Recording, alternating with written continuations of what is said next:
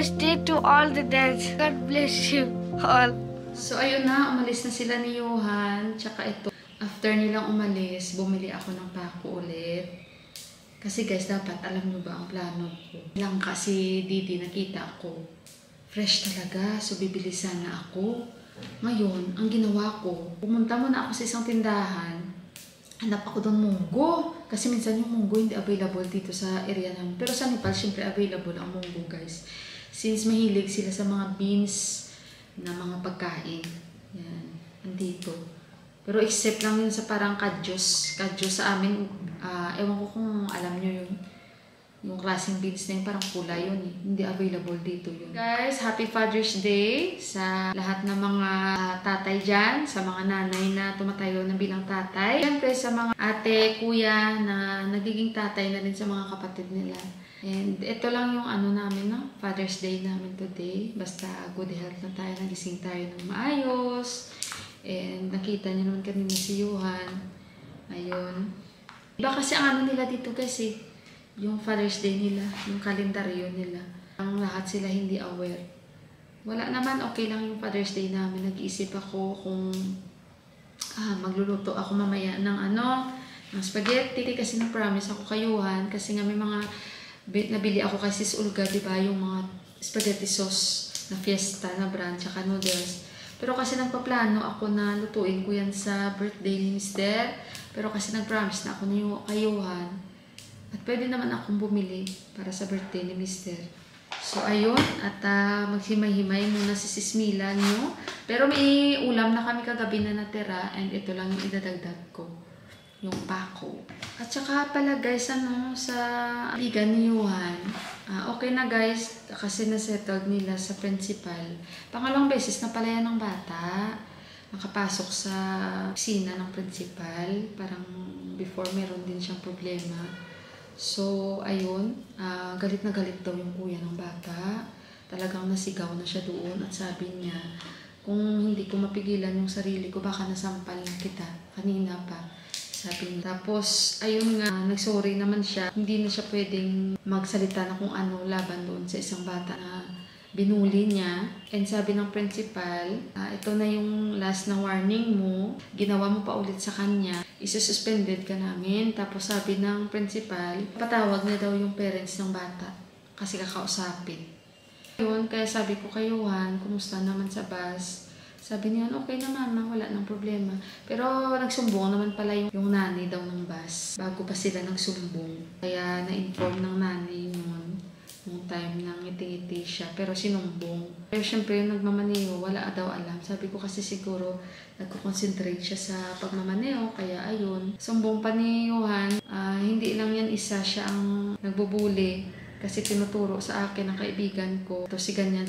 Kaya sabi ko, isumbong mo, huwag mong hayaan. Kasi nabubuli siya, gawa nga na hindi siya masyadong nasasalita ng Nepali na lingwahe. Kasi siya parang lumaki talaga siya doon sa kulang niya ba sa village. So, nasanay siya na ang mga kasama niya, ang mga salita nila, yung sa mother tongue talaga niya. Kasi guys, dito parang minsan nung sila na-cast, ganun yung pananalita nila. May sarili silang salita. Katulad niyan si Prasandro, no? Kasi syempre kasama ni Prasandro ang mga magulang niya. Baka syempre pag sila syempre magkasama, yung pagsasalita nila, yung kanila talagang yung mother tongue talaga nila na lingwahe talaga nila ba. Parang sa atin, nakatulad sa amin, Ilonggo, nag-Ilonggo kami. Kaya siguro ako kung may kakausap sa akin na malalim na salita na Tagalog, hindi ko maintindihan. So, ganun din siya guys. Pero marunong din naman siya mag-Nepali, pero hindi yung talagang alam niya. Buti nga si Johan, at parang mas may alam pa kaysa sa kanya. So kaya yun, tapos sabi ni Johan, Mama, I'm feeling sorry for him. Parang ganun ba, naawa talaga siya. Kaya ganun, na-appreciate ng mga kuya itong anak ko kasi parang andun siya talaga para ipaglaban ng kaibigan niya. Kasi kinukomfort niya talaga, pati sa bus, tapos in front sa principal. Talagang inaano niya talaga na ganito ang nangyari. Kaya ayun. So okay naman, so far so good. At least na nila. naayos nila. Pero hindi ko alam kung napumunta na ang mga magulang ng bata kasi ibang grades yun. So sila na siguro ang bahala nun. Ang galit talaga daw, grabe daw, mataas daw yung boses ng kuya pumunta doon. Kasi nung nag-usap kami ng kuya, sabi ng kuya sa akin, tapos na Ate Mila, nag-usap na kami. Binigyan ko siya ng sample din. Yun. Basta sabi ni Johan, he was very angry and he was shouting at him sa harapan ng principal na bakit mo ginawa yan sa kapatid ko. Kung ako kaya ang sasampal sa'yo ngayon. Tapos sabi ni Johan, takot na takot siya mama, as in yung heartbeat niya parang naririnig ko. Sabi ng anak ko eh. But actually mama, sabi niya, pangalawang beses na niya yan. At syempre pinagalitan siya ng principal. Kaya wag na niyang ulitin para walang problema. So ayun. Tingnan nyo guys. Sarap ito. Gigisahin ko lang ito guys. Kagabi pala guys, gumawa ako ng roti. Success ang aking roti. I-share ko yan sa inyo. Kung gagawa ako mamaya, i-share ko sa inyo guys. Alam ko na. Kasi nga, nung nandito si Sabina, roti kami paggabi, hindi na kami nagra-rice. Kasi mas maganda ang pakiramdam ko paggabi pag hindi ako nagra-rice. Kami din. Kasi parang syempre paggabi, diba, hindi naman maganda na marami tayong makakain. Kaya ayun. Para madami na pero hindi pa to. Pag iniluto ko mamaya, hindi ito madami. So ayun guys. At kami ay ito. Si Buwa naglilinis siya ng ng temple nila ni Ama. And mamaya tatawag ulit ako sa papa ko. At saka maagang nakatanggap ng regalo ang papa ko. So sa papa ko na masayang masaya. Kaya ayun, papasalamat ako sa mga taong nagmamahal sa akin. Siyempre, nag-share ng blessings. Maraming salamat. Alam niyo na kung sino kayo. Tawag ako sa papa ko guys. Bago pa man ang Father's Day. Salamat naman kay Lord kahit papaano nakatanggap na siya ng kanya para madagdag sa kanyang araw-araw. Oh, di ba guys? Alam niyo ba, araw-araw na lang iniisip ko ano na naman ang maluluto, ano na naman yung parang nag-enjoy na ako sa luto-luto araw-araw. Tahimik ang Father's Day dito. Kasi syempre iba naman ang kanilang kalendaryo, hindi yan katulad sa atin. Na naman ni Mr. na, bakit? Nanay ba kita? Bakit? Tatay ba kita? Bakit? Anak ba kita? Kaganon si Mr. Makulit.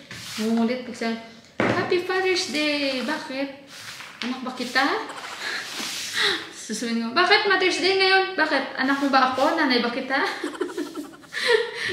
Naano ko agad yun eh. Makulit din.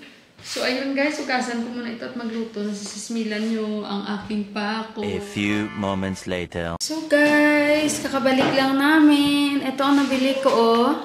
Nabili namin ni Mr. Ito yung sweets nila dito sa Nepal. Guys, hindi ako kumakain nito. Pero sa ngayon, nagustuhan ko na siya. Hindi ko actually alam ano ang mga pangalan nito. Pero ito yung nila guys, oh. Ang itsura ng sweets nila dito. Actually, natakam na si Mr. Parang may kumain ata. Tatlo. Hindi. Isa lang naman yung nakain namin kanina. Kasi tatlo kung binili namin eh. Ito, isa. Ito. Baka si Mr. natakam na siya. Tapos ito. Ayan. Kain na siya. Masarap to guys. Nag-try kami kanina. So, try natin. Nandyan si Mr. Ito guys, oh. Happy Father's Day. My loves, my partner, my sweetheart, my darling, my hula hoop, my boom boom boom, my bam bam bam. What is this? Valentine's Day? Is that Valentine's Day? Happy Valentine's Day. So tell them first now about the sweets. You are the one who buys them. This is sweets like me? How sweet? That taste is like me also? Huh? Tell them, don't be shy. Yan, we have to put the camera very near so that they will, This is more sweet. This is more sweet, I'm not sweet. So, you greet first, of course, all the dads out there, somewhere. Happy Father's Day, down everyone. the road. Happy Father's Day. Everyone. Everyone only? Yeah.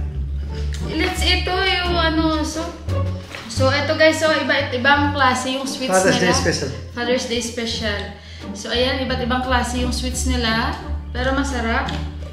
Kanina pa ako nagsasabi na masarap kasi masarap naman talaga kasi nga sweet siya. Tapos ito may chocolate siya oh. Guys, noon hindi ko to kinakain because I'm thinking this is foil. Sugar pala ito. Kaya tinatanggal ko siya nung bago pa lang na sabi ko, ano kaya ito? Foil? So I'm thinking before it's foil. So okay, let's try. Ito guys, so this is milk. Yan. What is the name you called in Nepali? Huh? Burfi. Huh? Burfi. Burfi. Burfi. Pag kinain nyo siya, para siyang yema. Ganun guys. Kaya ma-addict kayo. But we have to be very careful if you have high sugar. Siyempre, but for us, only sometimes. Pero guys, how many pieces this one we buy? Ang mahal pala nito. Very expensive. The one we buy, 1,000? How much? 15 pieces. 15 pieces, 1,300 yan? How much? 600.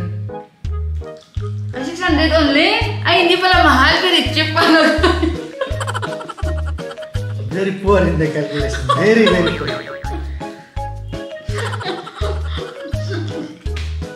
Ano sinisiko lang ako, he's doing like this.